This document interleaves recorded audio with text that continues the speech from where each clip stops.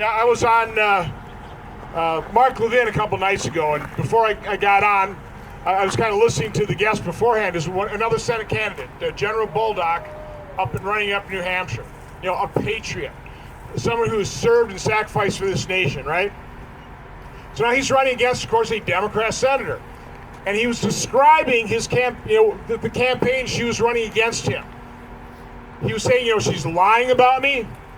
The Democrats are distorting everything I say. They're assassinating my character. They're basically engaged in the policy of personal destruction. And I'm thinking, that sounds kind of familiar. Lies, check. Distortion, check. Character assassination, check. Politics, person, that's all they got. That's all. And isn't that sad? Isn't it sad when you have the leaders of one political party, first of all, that are just willing to lie? I mean, they could care less. What the end justifies the means. But that's all they got. And unfortunately, there are far too many in the mainstream media who amplify those lies. It's a very sad state of affairs. The guy I'm running against, Mandela Barnes. Again, speaking of lying, there's a little bit of mystery in terms of how he got his degree. I would say he lied about it, but we know what he got it in. Communications, specializing in performance. So he's a performer. He's an actor. And as I pointed out in my debates, I don't know whether he's just delivering lines that somebody else wrote for him, or whether he's making up all these lies by himself. Again, they got a playbook. I mean, they're lying about all of us in so many similar ways. They're all saying, you want to end Social Security? No, we don't. We want to save Social Security. I mean, what elected official would say they'd want to end Social Security? We don't. We want to honor those promises. There are just a few of us that are willing to be honest and saying the greatest threat to Social Security is this massive deficit spending that also sparked 40-year high inflation. So anyway, we're up against a political party that are willing to lie through their teeth to stay in power. President Obama came in for my opponent, for Governor Evers, a couple days ago. Lied through his teeth. We also have to remember something about President Obama. He's the first guy I remember saying that he wanted to fundamentally transform America. President Biden said the same things in Canada. I asked the question, do you even much less love something you want to fundamentally transform?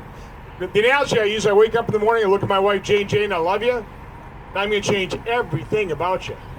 That wouldn't go over very well, by the way. So obviously you don't. And now we're seeing what that fundamental transformation looks like. 40-year high inflation. A dollar you held at the start of the Biden administration is only worth 88.3 cents before the market devaluation because of the recession. Record gas prices, purposefully driven higher.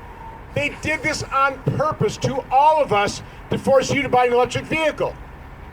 Skyrocketing crime. An open border of flooded deadly drugs into cities like Mauston and Elroy, killing our citizens. The embarrassing and dangerous surrender in Afghanistan, which tempted tyrants like Putin to invade Ukraine and commit atrocities as war crimes. Everything the Democrats have been doing has weakened this country. But maybe nothing has weakened it more than the division they have sowed. We're not the dividers. We're not the angry ones. We're concerned.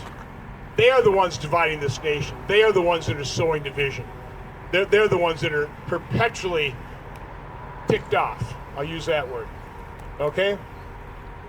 But I'm in particular running against somebody who really has every day there's a new tweet, there's a new audio or video clip where he just demonstrates his disdain, his contempt for America, for Wisconsinites, and for law enforcement. There was a list put out by somebody in the communications of the RPW, 45 reasons to vote against Mandela Barnes. Barely scratched the surface. But let me talk about three things in particular. Let's talk about disdain for America. How many political figures that expect to be elected would say the founding of this nation awful? I can't imagine one, but that's what my opponent said. He was giving you interview, he's comparing racism down south with the racism he sees in Wisconsin. He said we've institutionalized it here in Wisconsin. It's actually scarier because we've institutionalized it, but we conceal it. He called it concealed carry racism. That's what he thinks about Wisconsinites. And of course, we know what he wants to do with law enforcement. He wants to defund them. Now, he won't be honest about that.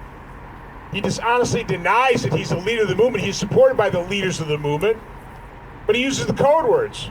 He wants to reallocate over-bloated police budgets. He said it pains him to see a fully funded police budget.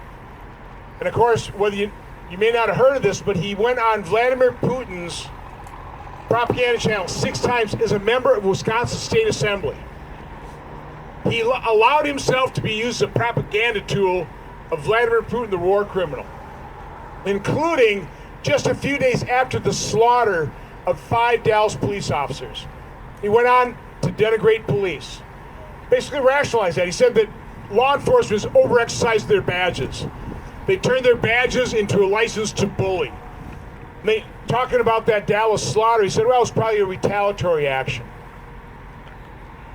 And Mandela Barnes wants to be your U.S. Senator? Do you want him representing you? So, also something Mark Levin, who's a brilliant guy, steals material all the time. He actually likes that.